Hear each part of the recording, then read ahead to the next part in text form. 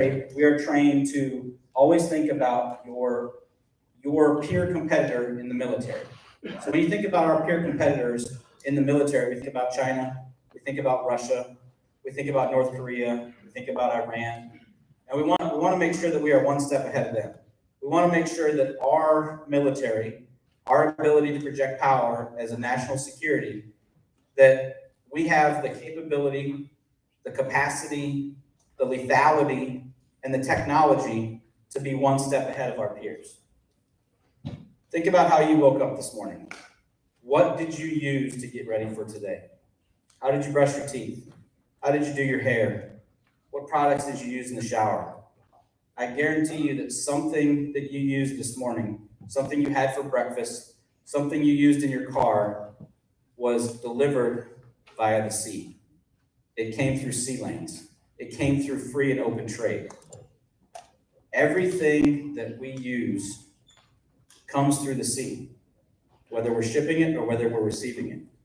And it's our job as a military to make sure that those foreign leaders wake up every day, and when they think about projecting power or think about challenging the United States in the form of a nuclear threat or otherwise, they look in the mirror and they say, not today. Today is not the day that I threaten the United States in any way, because my military doesn't have the capability, it doesn't have the capacity, or it doesn't have the technology or the lethality. The only way that we wake up every morning and we force them to look in the mirror and say that is with you, right? Our future industrial base. We cannot allow them to wake up and look in the mirror and say, hey, you know what? Today's the day. Today's the day that I block the Strait of Hormuz and cause a significant reduction in trade. Today is the day that I take back Taiwan as one true China.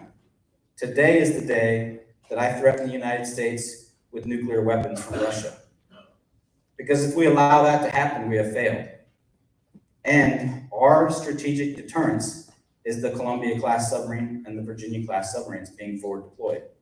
And our answer to ensuring that happens is sitting in this room. So when you think about all of the benefits of working in the submarine industrial base, when it comes from the pay and it comes from the benefits and the opportunities, opportunities in this region, but not just in this region. If you listen to me talk out there, there's 16,000 companies across the country that produce parts for submarines. So you can work here, you can work anywhere in the country. And when you think about what you're contributing to, a family sustaining wage, you're making great money, but you're contributing to national security.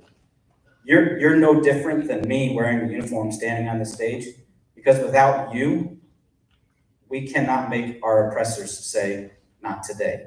So when you think about opportunities, when you think about what do you want to do with your future and the opportunities that are in front of you, and you want to contribute to something that is greater than yourself, think about a job in the submarine industrial base.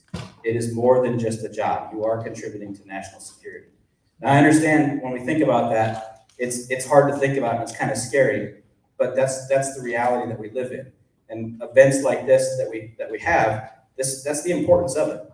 We are trying to ensure that the way of life that we enjoy continues in the way that we enjoy it. And we cannot do it without the help of the young and talented kids that are in the audience today, right? There are great jobs out there for you. So again, I thank you for your eagerness, your energetic talent, your desire to work in this industry. If there are any questions that you have or anything that you want to know about the submarine industry, careers at Electric Boat, careers outside of Electric Boat, but inside the submarine industry, please do not hesitate to ask any questions. And again, I'll let Ms. Key kind of lift the spirits in here. I know I talked about some serious stuff, but it's important to understand the seriousness of what you're contributing to. Thank you for your time, and I appreciate it. Thanks, Master Chief. Next, we'll have Ms. Jessica Key from General Dynamics Electric Boat come up. Ms. Key has been with Electric Boat since 2015 and currently serves as the Manager of Supplier and Workforce Development. In this role, she is focused on scaling and replicating the unique success of Electric Boat's workforce development and youth and community education programs in support of the shipyard and the submarine industrial base. Ms. Key's team currently leads strategy development for over 30 adult pipeline programs, as well as adult and youth education programs aimed at attracting the next generation of shipbuilders to careers in manufacturing trades. Previous to this current role, Ms. Key worked to establish the Supply Chain Risk Program with General Dynamic Electric Boat's supply chain organization. She led a team responsible for supply chain assessment, risk program design and administration, supplier data source development, data analytics and visualization, and risk mitigation planning. Ms. Key and her team designed a supply chain assessment process at Electric Boat, which has been recognized as an industry-leading practice. Ms. Key has held various positions with EB's supply chain organization and is passionate about playing a part in returning the submarine industrial base to the resilience of the past. Ms. Key earned her Master's of Business Administration from the University of Florida and holds 2 undergraduate degrees from the University of South Florida. Ms. Key.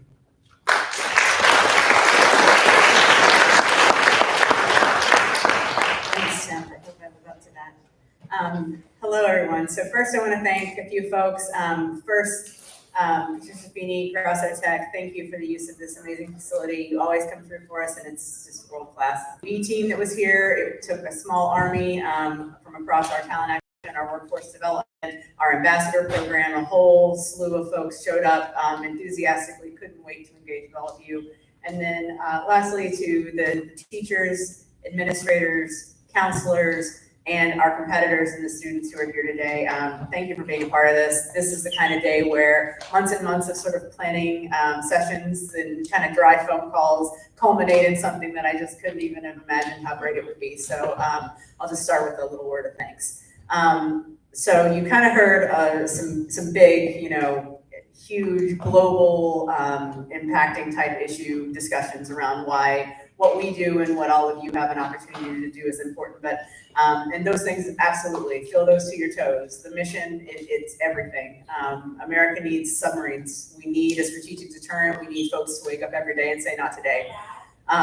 Beyond that, though, I want to talk a little bit about the context of what you're doing for you. Just as individuals, as members of this community, as young adults, sort of looking at what's next, and as juniors, seniors, sort of really understand a little bit about what these sorts of careers can mean for you, for your families.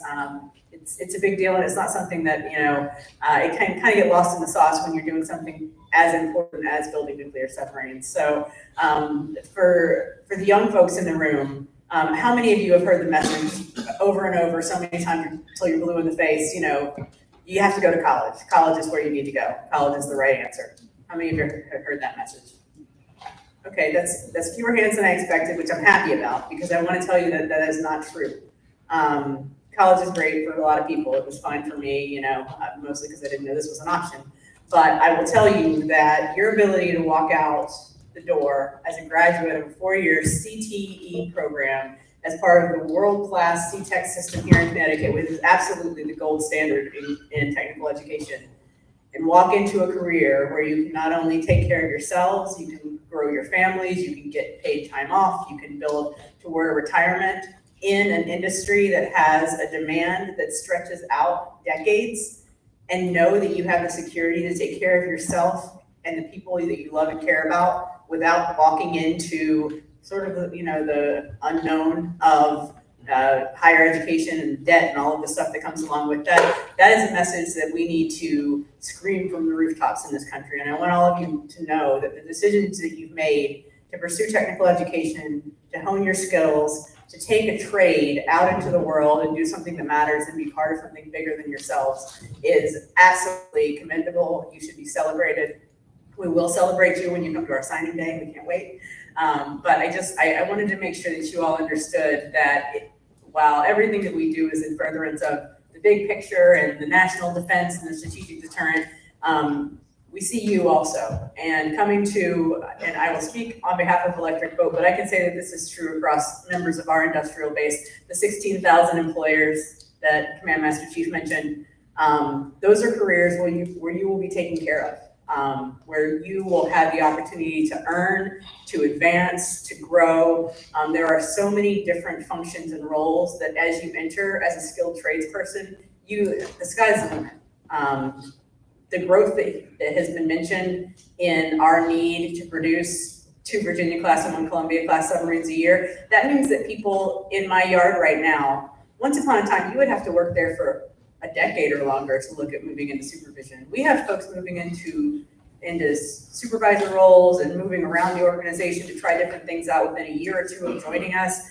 I would say, learn how to be good at what you came there to do in the first place, but I just want you to know there's opportunity, that you can be just about anything you want without ever leaving this industry. And you can find yourselves into a career that will carry you all the way through to your retirement, doing something that is incredibly important to me, to this country, to every one of you, whether you realized it before, the discussions today or not. It really is something that it means a lot. And as a member of the American populace, we all need to say thank you to the folks who make the decisions to go learn how to work with their hands and to build things and to keep this country moving and to reinvigorate the industrial base in this country, because we are never going to be the America post-World War II again without folks like you making this decision. So I appreciate you. I see you. I can't wait to have you join us. If you ever have any questions, you know how to reach us. We will absolutely make sure that we help you find your way within our yard or into our industrial base as previously mentioned. So once again, thank you. I'm so thrilled. I'm so proud of all of you, and I can't wait to see how the competition turns out. Thank you, Ms. While most of you were in the gym doing the Discovery Zone event, we had 24 competitors downstairs competing to fabricate a pressurized submarine for this year's 2024 Product Energy Connecticut Maritime Welding event. If you were a competitor, would you mind just standing up now? And for everyone else in the room, we just give them a quick round of applause for now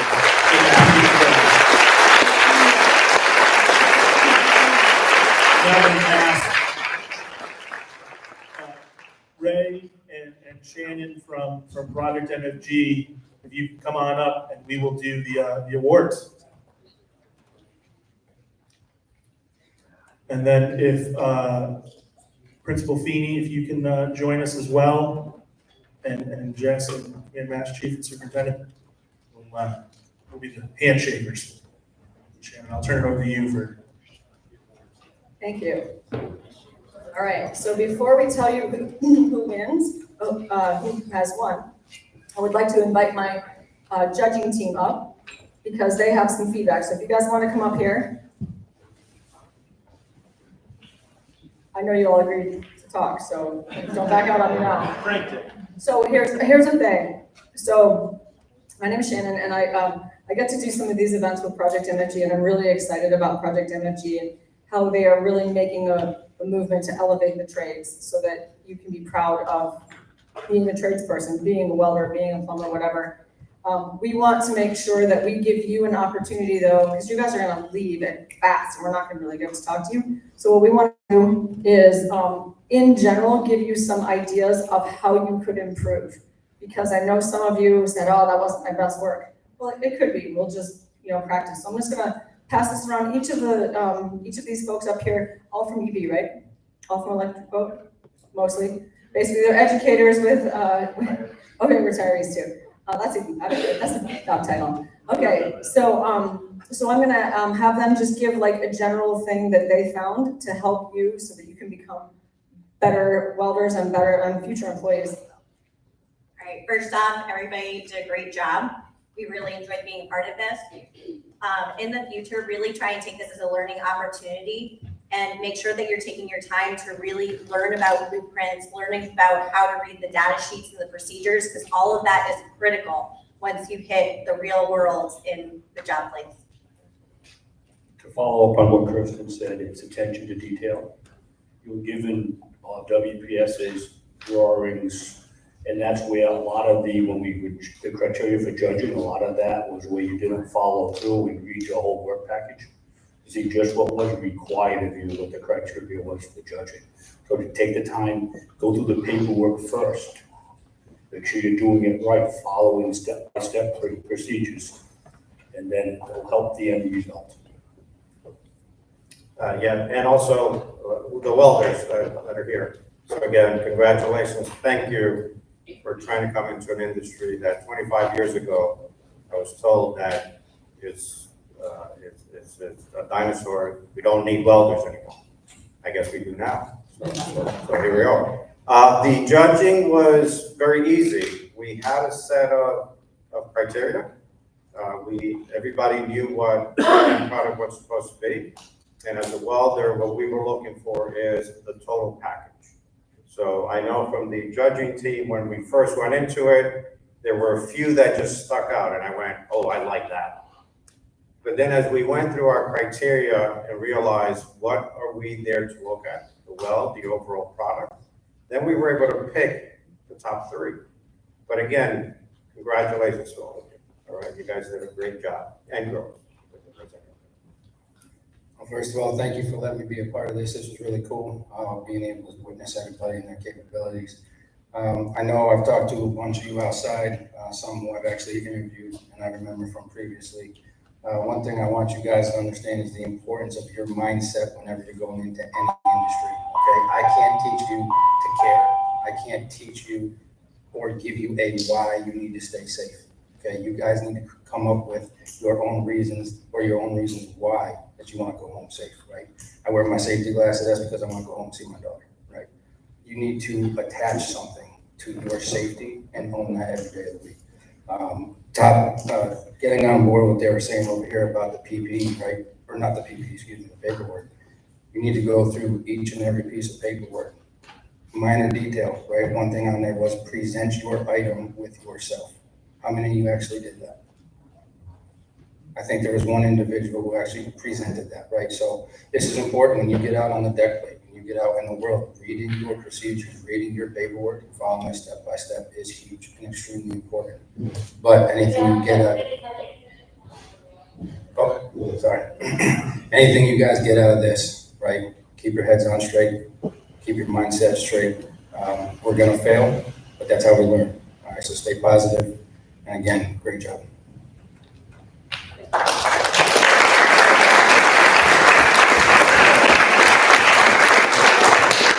I'm gonna grab my note, because we wanted to give you a little bit of specific feedback, not for each competitor, but specific things that a lot of people could pay attention to, maybe better next time. And one of the things was, were you allowed to use a grinder? Nobody's answering. Crickets, okay, so. Okay, what do we say? So the answer was, it depends on what step. So if you read your WPS, you were allowed to use a grinder to prep your material. You remember when we started, I said some of these are rusty. You could use a wire wheel. But then at the bottom of that, the bottom of your WPS, it says that you can use a steel wire brush and a chipping hammer. That was it. So we had some people grind their welds, we had some people electrically wire wheel their plates, and so that would not be an appropriate way to finish. So that's just something to pay attention to, as they've been saying, like, look at your steps. Some of you finished early. You had 5 minutes at the beginning to scan through your procedures and just kind of see. For the most part, I think that's enough to talk about the specifics, but I have something really exciting to tell you. I mean, you guys are looking at this.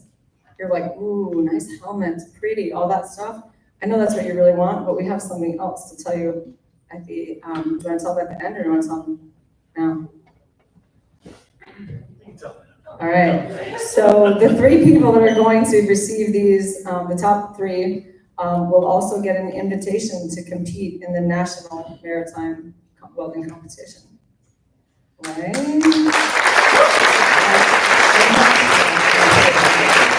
That is cool. So your invitations are up here. All right, so in 3rd place, welder number 13, Parker, is it Slagenhope? Slagenhope. Okay, here we go. Congratulations.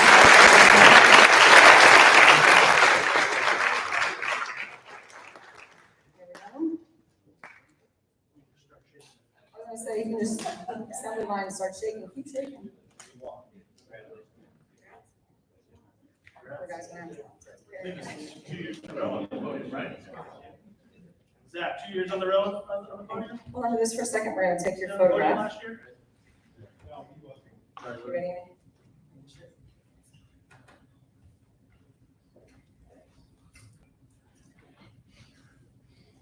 Awesome, congratulations.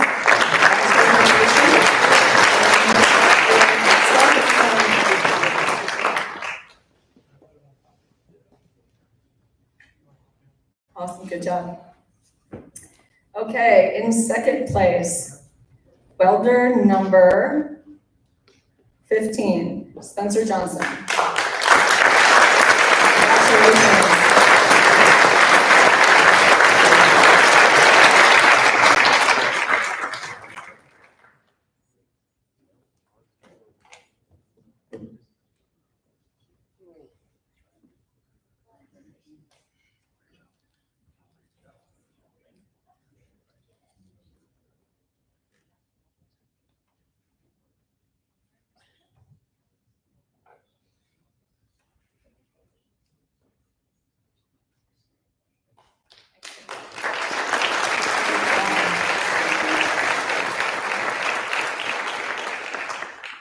He's smart, so not doing the hard way. That's right, because he's a welder. One of the things I really appreciate about listening to people like Adele Radcliffe at the Pentagon when she comes out to events sometimes is she talks about how we can serve our country in many, many ways. And one of those ways, of course, is joining the military, but another way is to become a skilled tradesperson. So you are serving your country by choosing a career in welding. You are building our defense system, basically. You're protecting us, even though you may not be carrying a machine gun or riding in a submarine, you'll be building them. So we really appreciate that. Okay, first place, welder number 14, Lucas. Lucas. I understand you're a sophomore.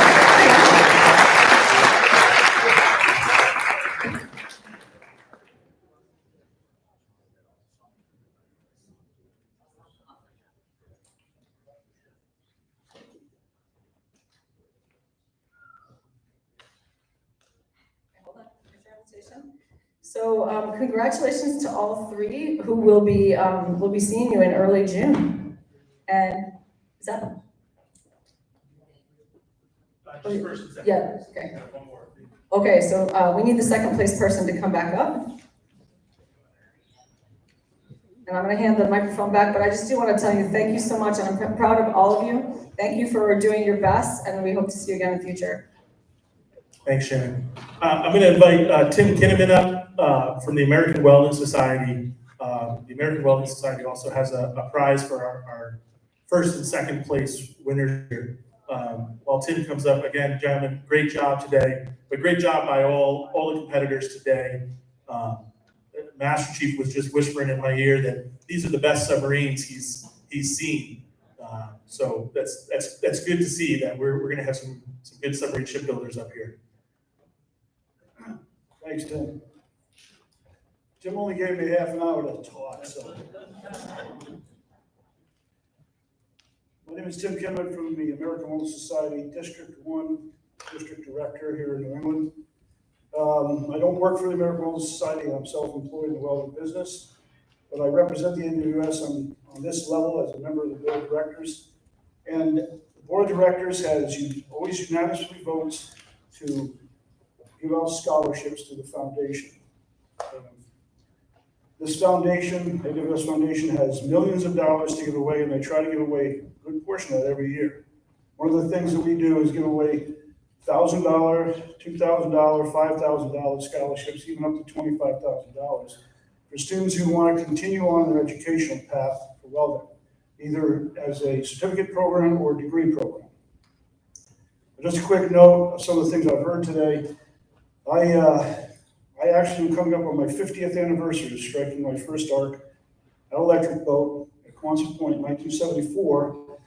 And Mike Freelove was one of my compatriots down there at one time. I stayed there 10 years and continued the path education in welding. I've been self-employed for a long time and I've enjoyed it. And that just gives you an opportunity or understanding of the opportunities you have in welding. There's no ceiling at all. Okay? So education is a big part of that, no matter how you choose to do it. So the first and second place winners, I'm prepared to give them $1,000 scholarship that they can use to further education for any type of education situation they want, whether it's a short term, let's say Hobart Technical Institute, or long term at a college where they are going to attain a degree. Either way, they have up until almost the end of 2025 to use these scholarships. And if they're still in high school, then if you're still in high school, seniors, juniors, so you will have a little more time if you want to use it, okay? So I just want to thank you, did well, and congratulations. Thank you, Tim, and thank you to the American Welding Society. Okay. If we can get the third place winner as well up, we'll do a quick photo. While he comes up, again, thank you to everyone who participated today. I hope it was a great event for you all. I'll dismiss you now, and we'll get a couple pictures up here with the winners we've got. But again, thank you all for coming. It was a great event. Let's give a round of applause for our winners and our competitors. All right. And with that, that's the close of the 2024 Groton Connecticut Maritime Welding event. Did we bring just the top three up? The rest, if you want your covering your belts, they're still down in the lab for the rest of them. So you can go down and get your project if you would like it down in the weld lab.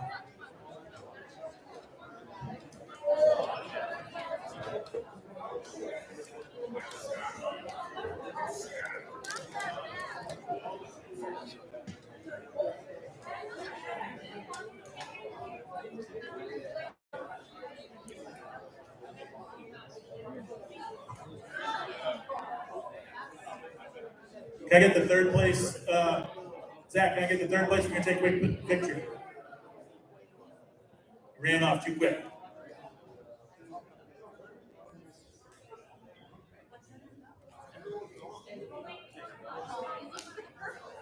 Jesse, come in, that's